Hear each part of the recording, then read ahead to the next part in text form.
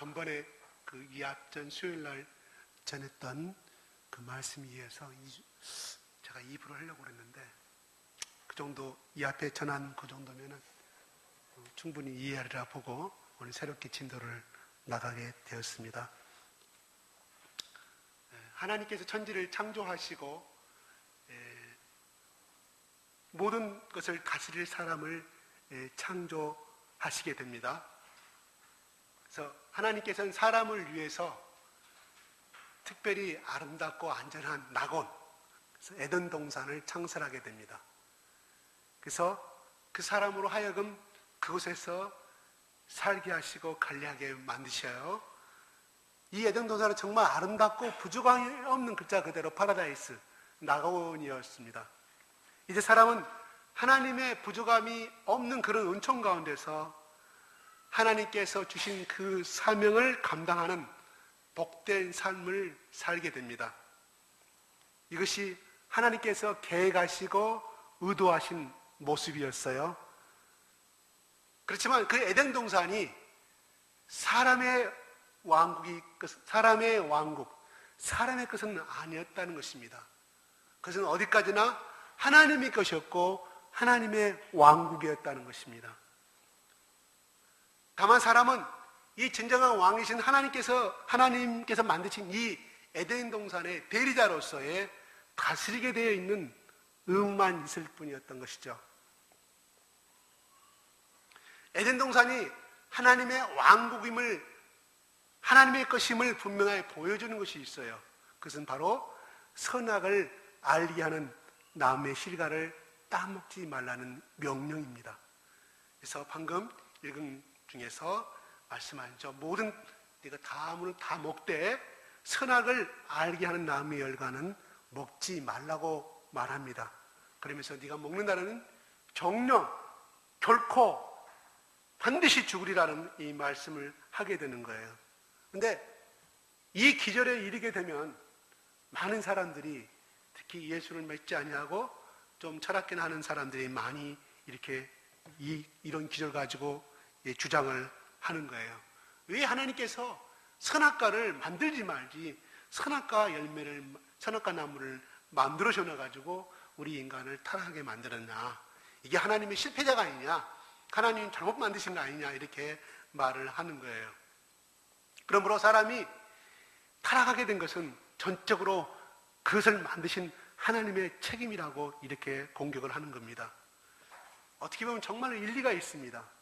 저도 이 젊은 학생들을 가르치다 보면 젊을 때 이익 가지고 많은 질문과 공격을 받았던 기억이 납니다.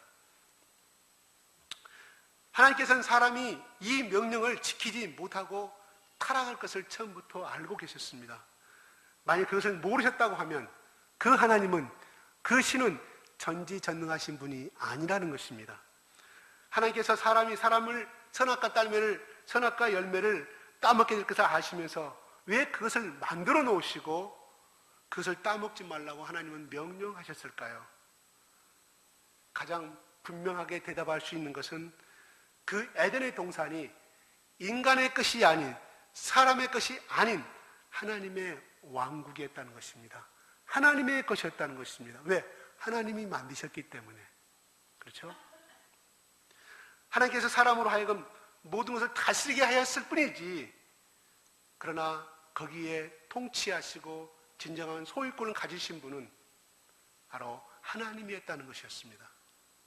사람은 이 사실을, 아담과 이브는 절대 이 사실을 잊지 않아야 했고 그렇게 살아가야 했었습니다.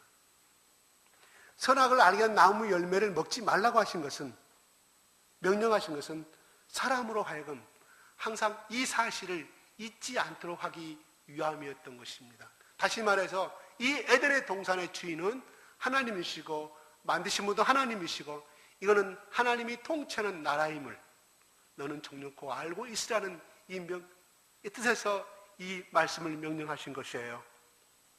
물론 하나님께서는 사람이 선악과를 따먹고 타락할 것을 아셨다고 제가 방금 전에 말했습니다. 그러나 하나님께서는 이 타락한 인간을 회복시키시고 구원하실 계획도 이미 그 당시부터 가지고 계셨다는 사실입니다. 놀라운 것은 그 에덴 동산의 회복은 아담과 이브가 살던 그 당시보다 더 안전하고 영광스러우며 복되게 회복이 될 거라는 사실입니다. 하나님께서는 사람에게 에덴 동산을 경작하며 지키게 했다고 15절은 말하고 있습니다. 15절 시작. 시작.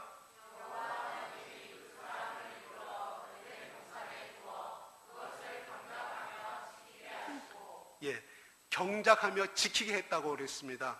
이건 뭐예요? 사람이 해야 될 사명과 책임이라는 것을 말씀해 주고 있습니다. 하나님께서 사람으로 하여금 이 부족하면 낙원을 이 에덴 동산에서 날마다 즐기며 놀게 하신 것이 아니라 일하게 하셨다는 것입니다. 에덴 동산에서 일한다는 것은 언제 생각할 때 정말 고되고 힘든 것이 아닌가 생각할 수 있어요. 그러나 그 당시에 죄를 타락하기 전에 그 당시의 노동은 큰 기쁨이고 즐거움이며 보람이고 축복이었다고 합니다. 사람이 타락한 후에 노동은 고통과 수고를 동반하게 되었던 것입니다. 하나님께서 이렇게 사람으로 하여금 하나님을 대신하여 세상을 다스리게 하셨습니다.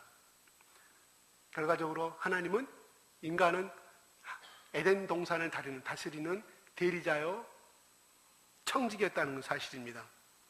청지기는 무엇입니까? 주인으로부터 권리와 고난을 위임받아서 주인의 소유를 다스리는 종이 바로 청지기의 정의 아니겠습니까?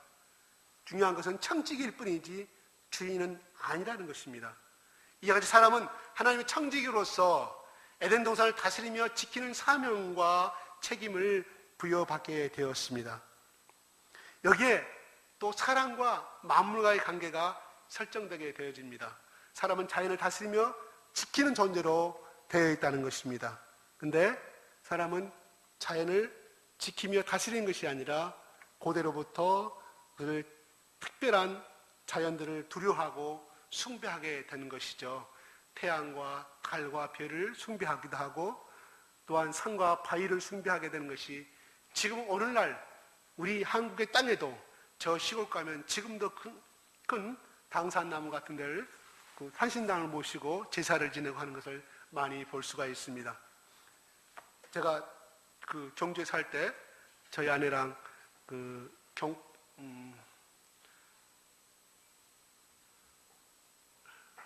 갑자기 잊어버렸다. 거기 포항 옆에 그 무슨 해수욕장이에요? 문무왕릉이 있는데 간포 잘 맞아요. 간포를 가게 되면 동해안 바다 정말 멋있어요. 남해안하고 틀립니다. 남해안은 남해안대로 멋이 있지만 서해안은 멋이 있지만 정말 동해안 멋있습니다. 근데 이 모래사장이 쫙 깔렸는데 거기에 이렇게 구술하는 무당들이 집들이 다 이렇게 해변을 따라 쭉 되어 있어요. 그래서 이제 이 걷다 보면은 구다고 제사했던 그런 귤이라든가 음식 또 특히 돼지머리 같은 거 이런 것들을 많이 보게 됩니다. 훨씬 서해안이라 남해안보다는 동해안 쪽이 훨씬 미신이 좀 심하더라고요. 그래서 매일이 아니라 갈 때마다 그거 하는 것을 저는 봤어요. 그렇게 구술을 하는 것을 전 많이 봤습니다. 사람이 자연을 다스리는 위치에 있다는 사실을 알지 못하기 때문에 이런 일을 하게 되는 것이죠. 사람은 오직 하나님만을 섬기며 자연은 숭배의 대상이 아니고 다스리며 돌보아야 될 대상이라는 것입니다. 에덴 동산은 하나님께서 사람을 위해 만드셨습니다. 사람은 이 안전한 낙원에서 하나님의 은혜를 누리면서 사명을 따라 모든 것을 다스리도록 되어 있었습니다. 그러나 앞에서 말한 것처럼 에덴 동산은 인간의 왕국이 아니라 하나님의 왕국이었습니다. 그래서 거기에는 하나님의 왕국이기 때문에 하나님의 나라에 하나님의 왕국에 따르는 걸맞은 법이 있었다는 사실입니다. 그 법은 두 그루의 나무로 표현되고 있습니다. 창세기 2장 9절 한번 읽어볼까요? 시작.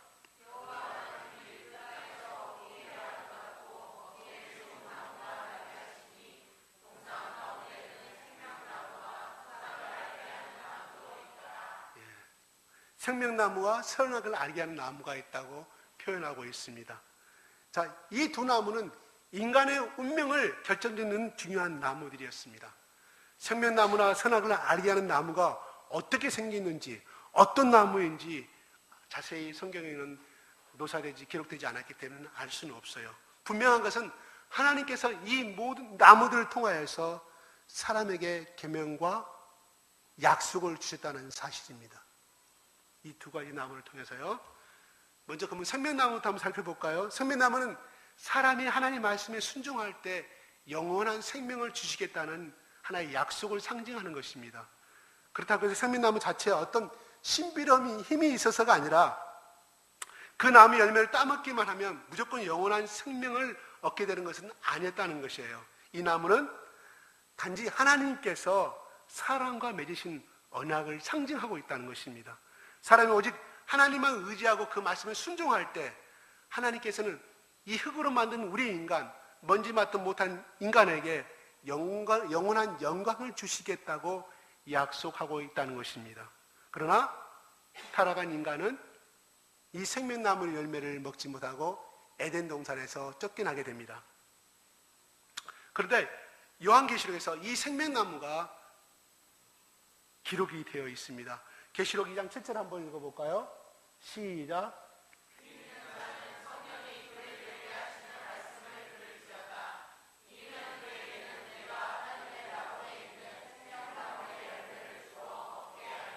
예, 생명나무 열매가 그렇죠. 그 다음에 22장 1절 2절을 한번 하겠습니다. 계시록 시작.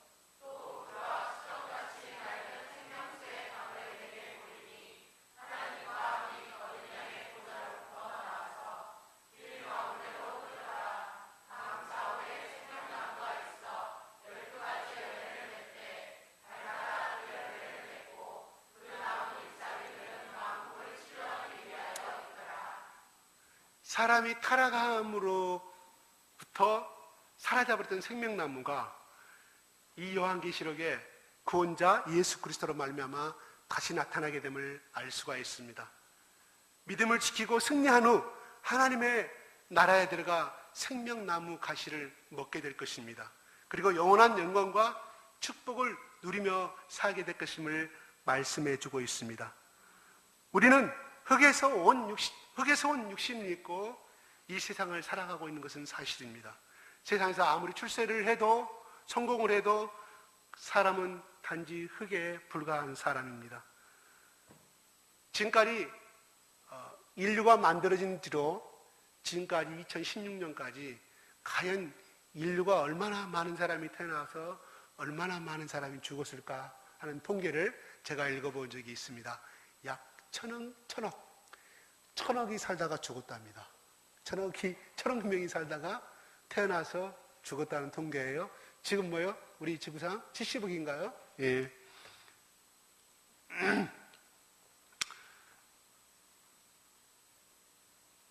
아무리 출세해도 사람은 흙에 불과합니다. 그러므로 이 세상에서 무엇을 얼마나 얻었고 누렸냐 하는 것은 그렇게 중요한 것이 아닙니다. 물론 성공해야 되고 출세해야 되죠. 하나님 안에서. 그렇지만 그게 인생의 절대적인 절대가치, 중요한 판단 기준은 아니라는 것입니다.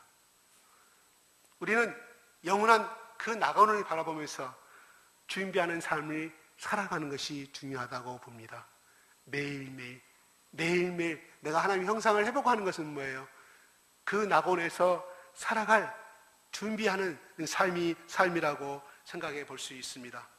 그러면 선악을 알게 하는 나무를 한번 생각해 보겠습니다. 이 선악을 알게 하는 나무도 생명나무와 같이 한 언약을 상징해 주고 있습니다. 생명나무는 하나님의 말씀을 순종하면은 흙에 불과한 사람이 영원한 생명을 얻게 될 것이라는 약속을 나타내주고 있지만 반면에 선악을 알게 하는 이 나무는 사람이 하나님의 말씀을 순종하지 아니하면 반드시 죽게 된다는 메시지를 나타내주고 있다는 거예요. 그렇다고 해서 선악을 알게 하는 나무 그 자체에 어떤 신비로움이 힘이 있다는 뜻은 절대 아닙니다. 이 나무 역시 하나님의 약속의 말씀을 나타내는 표시라는 것입니다. 선악을 알게 하는 나무는 사람이 교만하여 하나님을 잊어버리고 스스로 자신을 하나님처럼 여기지 않도록 하기 위해서 주신 것이었습니다. 그런데 우리가 잘 알다시피 뱀이 하와를 유혹함으로 말미암아 그 나무를 따먹으면 바로 하나님 될 것이라고 유혹했을 때 그녀에게는 굉장히 그 말씀이 매력적으로 들렸을 것이고 사탄은 바로 그 점을 이용해서 결국은 사람을 타락시키게 만듭니다. 처음에 사람은 죄악을 범하기 전에 선악의 열매를 따먹기 전에는 하나님과 교제하면서 에덴 동산의 천지기로 만족하며 살았습니다. 그리고 그 만족이라는 것은 안전한 기쁨과 완전한 선을 의미하는 것입니다. 그러나 그들의 마음속에 교만이 찾아왔고 그들은 천지기로서 사는 것에 만족할 수 없었으며 스스로 왕이 되기를 원했다는 것입니다. 선악을 안다는 것은 무슨 뜻일까요? 선악을 안다는 것은 무슨 뜻일까요?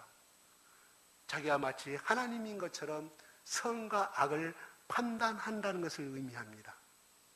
자기가 마치 하나님인 것처럼 선과 악을 판단하는 것을 의미합니다. 그러나 선과 악은 내 마음대로 결정하는 것이 아니라 우리를 만드시고 천지를 창조하신 그 하나님만이 선과 악의 기준을 가지고 계십니다. 오직 하나님께서 명령하신 것이 선이고 하나님께서 금하신 것이 악이라는 사실입니다. 그런데 사람은 자기 스스로 선과 악을 구별하여서 판단하기를 원하게 되었고 바로 인간이 자기가 선이라고 생각하는 것이 선이고 악이라고 생각하는 것이 악인 줄로 압니다. 오늘날 이것이 아담과 이브로 시작했던 이 기준이 오늘날 지금도 계속해서 이어져 가고 있다는 것입니다. 이 세상 1,000억 명이 살다가 죽어가고 있는데 그 죄악의 기준은 지금도 반복되고 있습니다. 사람에게 무엇이나 자기 마음대로 하는 것처럼 큰 재앙은 없습니다.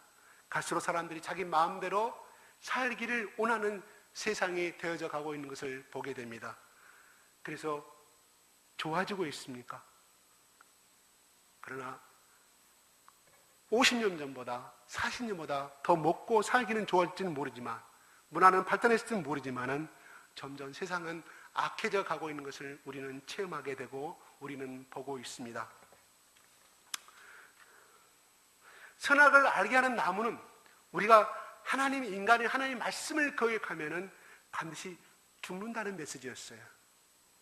반드시 죽으리라 그랬지 않습니까? 반드시 죽는다는 메시지였거든요. 흙으로 지음을 받은 인간은 하나님을 떠나서는 절대로 살 수가 없었던 존재입니다. 하나님께서 우리에게 은혜를 주셔야만 살 수 있었던 존재였습니다. 하나님의 말씀을 순종하지 않고 자기 마음대로 사는 사람은 하나님의 은혜를 입을 수가 없음을 보게 됩니다. 결국 우리 인간은 티끌같이 먼지처럼 같이 더덥고 허무하며 공고한 인생으로 살다가 죽어가고 이 세상에서 눈을 감게 됩니다. 그러나 우리 그리스도인들은 하나님 앞에서 겸손하며 하나님의 말씀을 순종하는 성도가 되어가고 있으며 또 그렇게 연습해가며 매일매일 반복하며 우리는 그러한 하나님의 은혜를 강구하면서 살아가는 존재가 되었습니다.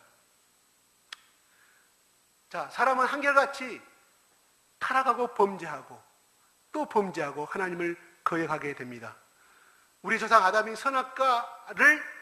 선악을 알게 하는 나무의 열매를 따먹은 이후에 모든 사람은 다 죄인이 되었습니다. 죄의 삭은 무엇입니까? 바로 잘 알고 있습니다. 우리는 죽음이라고 알고 있죠. 그래서 성경은 모든 사람이 죄를 범했다고 말씀하고 있습니다. 로마서 3장 23절 다시 한번 읽어볼까요? 시작.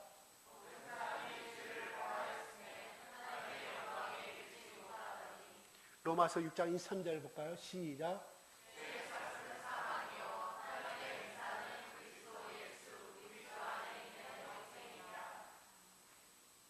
않겠습니다. 범죄한 우리는 육신이 죽을 뿐만 아니라 언젠가는 영혼도 영원한 지옥의 형벌에서 던져질 수밖에 없습니다. 우리가 영생은 뭡니까? 영원한 생명을 얻고 살다는 뜻이고, 영벌은 무엇을 말합니까? 영원한 벌을 받게 된다는 사실이에요. 언제까지 죽지 아니하고 지옥에서, 그죠? 똑같은 영혼은 같습니다. 영혼 에버라스트는 같아요. 그렇지만 한 사람은 생명을 얻고 천국에서 영원토록 산다는 뜻이고, 또 그렇지 않은 사람은 영원토록 지옥의 형벌 속에서 살아가게 된다는 것입니다. 그러한 우리 존재임에도 불구하고 하나님은 벌써 그때부터, 아담과 이브가 타락한 이후부터 하나님께서는 우리를 사랑하셔서 예수 그리스도를 이 땅에 보내셔서 구원해 주실 계획을 세우십니다. 그래서 그 계획을 2000년 전에 이루시고 지금도 그 일을 행하시고 계십니다. 이것이 얼마나 우리에게 큰 축복이며 또 은혜인지 모릅니다. 하나님이 예수 그리스도를 이 땅에 보내신 것은 하나님이 잃어버린 택한 자를 찾으시고자 이 땅에 보내셨다고 분명히 말씀하였고, 예수님도 그렇게 말씀했다는 사실입니다. 우리가 흔히 말할 때 예수님이 신학적으로는 온 인류를 위해 죽은 것이 아니라 잃어버린 영혼들을 위해서, 그 택한 자를 영원한 영생을 주기 위해서 이 땅에 오셨고, 영생을 주기 위해서 십자가에서 피 흘려 돌아가셨습니다. 그게 바로 여기 앉은 우리들인 것입니다. 그죠? 믿습니까? 예. 그러면 우리는 이런 은혜를 받은 성도가 어떻게 살 것인가 하는 것입니다. 진정으로 구원받은 성도라면 우리의 말하는 것이나 우리의 몸이나 우리가 하는 행위들이 다 하나님께 영광 돌리는 삶을 살아야 한다는 것입니다. 교회에 나와서 찬송 부르고 말씀 듣는 거, 그것도 굉장히 중요합니다. 다만 더 중요한 것은 우리는 영원한 생명을 얻은 사람들이기에 어떻게 옛사람의 생활을 계속할 수 있으며 다시금 옛날로 돌아갈 수 있겠습니까? 나는 당연히 변화된 삶을 살아야 할 줄로 믿습니다. 우리가 이렇게 믿음으로 순종하며 하나님의 영광을 위해서 살려고 하면 이 세상에서는 분명히 어려움이 많이 있습니다. 왜냐하면 우리는 빛의 자녀이고 이 세상은 어둠의 세상이기 때문입니다. 그러나 진정으로 구원받은 성도로 하면 죽음까지도 두려워하지 않을 줄로 믿습니다. 그래서 스테판이나 또 온 인류를 지금까지, 초대교회부터 지금까지 예수의 복음을 위해서 살다간 모든 선지자들도, 많은 믿음의 선교사들도 바로 이 죽음을 두려워하지 않은 영원한 영생에 대한 소망과 확신이 있었기 때문에 그 길을 갔었고, 또 그 길을 기꺼이 즐거움으로 동참하고 또한 하나님 나라에 가게 된 걸로 믿습니다. 그들에게는 반드시 영원한 생명이 있었다는 사실을 알았기 때문에 그를 소유하고 그 길을 선택한 것입니다. 여기에 앉아있는 우리 모두에게도 영원한 생명을 소유한 백성들이요 하나님의 자녀들임을 믿습니까? 영원한 생명을 가진 성도는 세상에서는 죽음도 두려워하지 않게 될 것입니다. 그렇다고 해서 여러분들에게 언제든지 죽으라는 뜻은 아닙니다. 그건 강하지 않겠습니다. 그 믿음이 왔을 때 그 길을 선택하십시오. 하나님이 성령께서 여러분의 그 길을 선택하도록 주실 것이요, 그 생각을 갖게 하신 분도 하나님이시고 그 길을 인도하신 분도 하나님이신 줄로 믿습니다. 아무나 순교하는 게 아니에요. 하나님이 그렇게 주셔야만이 순교하시는 거예요.